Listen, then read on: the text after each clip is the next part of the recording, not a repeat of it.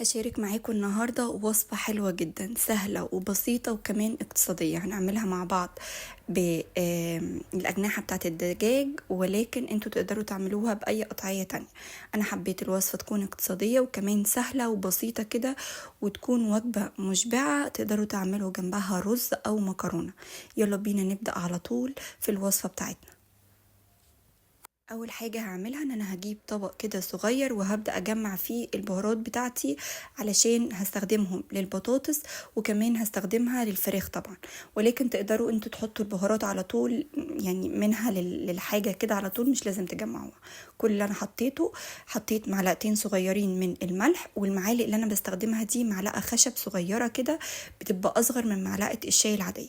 فحطيت معلقتين صغيرين من الملح، حطيت نص معلقه من الفلفل الاسود، بابريكا مدخنة معلقة مليانة كده من البابريكا، تقدروا تستخدموا البابريكا العادية. حطيت بصل بودر وتوم بودر، وحطيت كمان أعشاب زي الزعتر والروزميري. لو عندكم أعشاب فريش طبعا هيبقى طعمها حلو جدا، ولكن استخدموا الموجود عندكم. هديها تقليبة صغيرة كده، اقلبهم كويس مع بعض وهسيبهم على جنب. عندي جوانح الفراخ، انا بشيل الجانح بيبقى على 3 اجزاء، بشيل الجزء الرفيع قوي اللي بيبقى فيه سن مدبب ده، وبغسلهم كويس جدا وبنشفهم برضو كويس. حطيت معلقة كبيرة من التوابل اللي احنا حطيناهم او جمعناهم.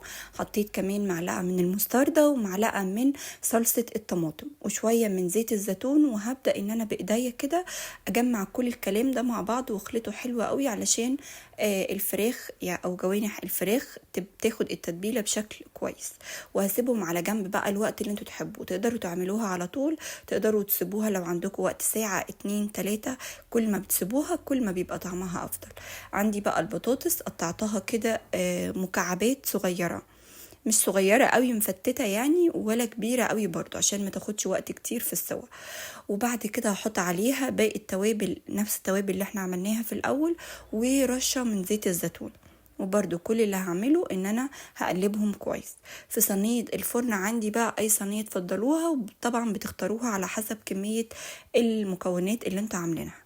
وهبدأ ان انا احط فيها مسحة زيت من تحت، سواء زيت زيتون او زيت عادي، وهرصها بالشكل اللي انتوا شايفينه ده. تقدروا تحطوا البطاطس تحت الاول وفوقيه البطاطس، تقدروا تدمجوا الاتنين مع بعض. انا حبيت اديها الشكل ده. رصيت كده الجوانح بتاعت الفراخ على الطاسه من بره او الصينيه من بره، وهحط من جوه كده البطاطس على بعضها. ما تقلقوش، هتستوي من تحت زي فوق وهتبقى حلوه جدا.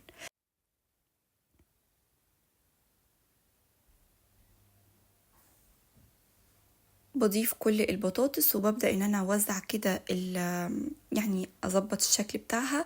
اخر خطوة انا هعملها، ودي بتبقى اختيارية بس بتدي قرمشة حلوة قوي للفراخ من فوق. بجيب معلقة كبيرة من البقسماط وبضيف عليها شوية من البقدونس المجفف. لو ما فيش بقدونس مجفف تقدروا تضيفوا البقسماط لوحده، تقدروا كمان تضيفوا عليها زعتر مجفف. بيدي للفراخ والبطاطس قرمشة من الوش كده، بتبقى رهيبة.